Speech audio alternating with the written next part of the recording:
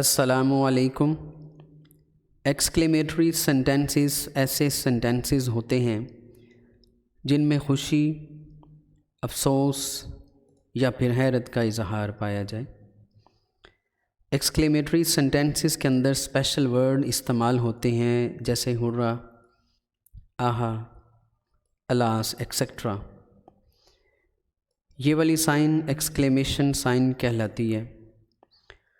आज हम देखेंगे कि एक्सक्लेमेटरी सेंटेंसेस में ऐसी कौन सी बेसिक चेंजेस हैं जो अगर हम कर लेते हैं तो डायरेक्ट स्पीच के एक्सक्लेमेटरी सेंटेंसेस को इनडायरेक्ट स्पीच में चेंज किया जा सकता है।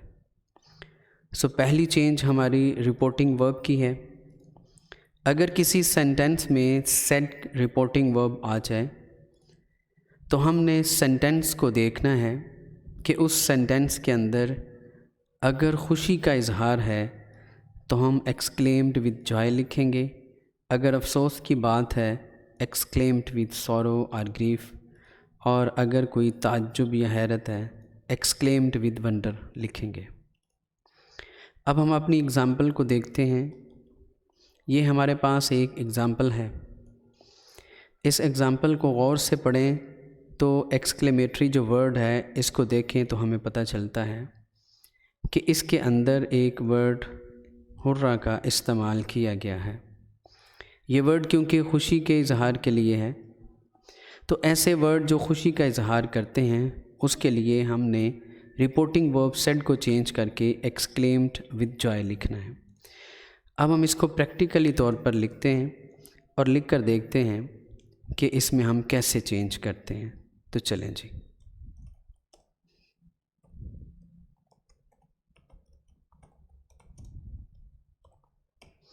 जी, ये आपके सामने मैंने सेट को चेंज किया है एक्सक्लेम्ड विद जॉय के साथ, क्योंकि इसमें खुशी का इजहार था।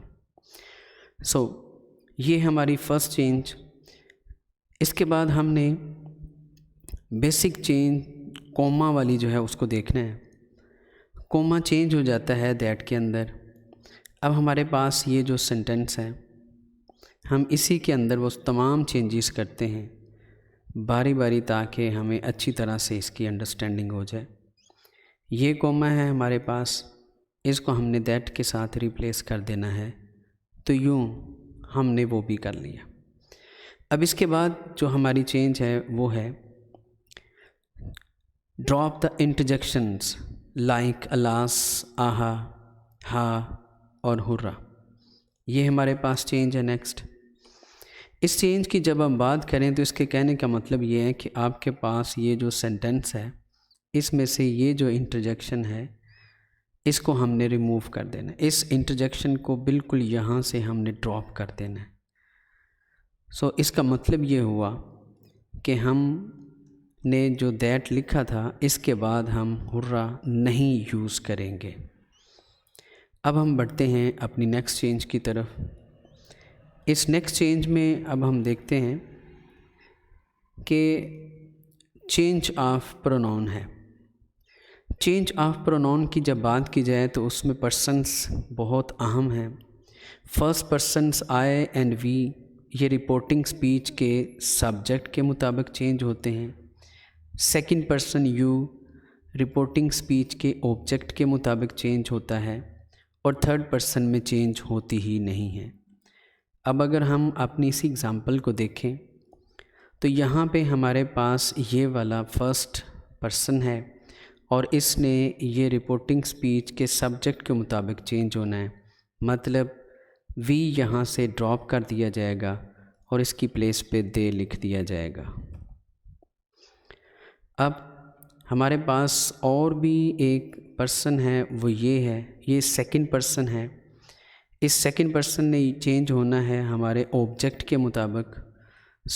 यहाँ पे योर ड्रॉप हो जाएगा और इसकी जगह पे अस जो है ये आर बन के आ जाएगा। अब हम इसको भी लिख लेते हैं। यहाँ तक हमने प्रोनाउन की चेंज तक अपनी चेंजेस कंप्लीट की। चेंज ऑफ टेंस भी बहुत अहम है। प्रेजेंट टेंस को हम पास्ट में चेंज करते हैं और अगर पहले से पास्ट हो तो उसे हम पास्ट परफेक्ट में चेंज कर देते हैं। अब ये हमारे पास एग्ज़ाम्पल है, इसमें हमने टेंस की चेंज करनी है। यहाँ पे देखें कि हमारे पास प्रेजेंट परफेक्ट है, हमने इसको पास्ट परफेक्ट में चेंज कुछ इस तरह से करना है।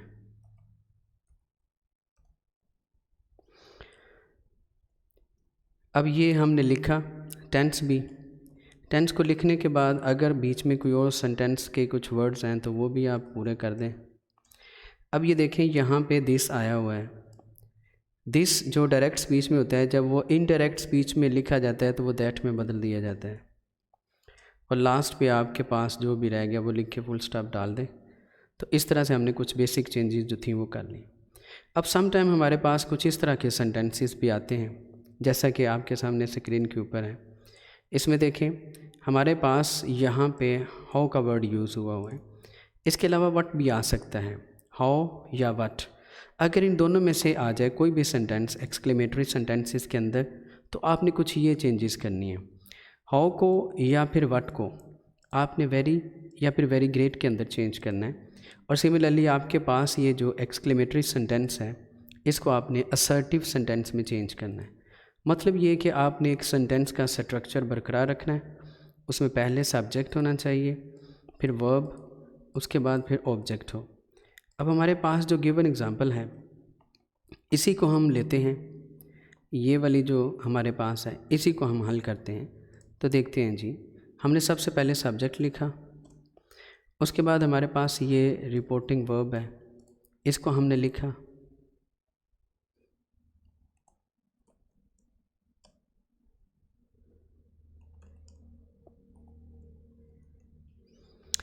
जी, इसके बाद यहाँ पे देखें ये कॉमे का यूज़ है, कॉमा चेंज हो जाता है दैट में। फिर अब ये वाला हमारे पास एक्सक्लेमेटरी सेंटेंस है, हमने इसको असर्टिव सेंटेंस में चेंज करना है, यानी इसकी बेसिक चेंज जो है स्ट्रक्चर की वो लेकर आनी है। तो इसमें हमने सबसे पहले सब्जेक्ट ढूंढना है, वो ये है दिस मैंगोज़। जो दीज होता है ये दोस्त में चेंज हो जाता है और नाउन सेम रहता है। उसके बाद ये देखें ये हमारे पास है टेंस या वर्ब है, ये प्रेजेंट का वर्ब है तो हमने इसको पास्ट के वर्ब में चेंज कर देना है। और एट द एंड ये वाला हमारा जो व्हाट या हाउ होगा सेंटेंस, इसको हम चेंज करके लिखेंगे। हमने इस हाउ को वेरी में चेंज करना है और फिर आगे स्वीट लिख देना है।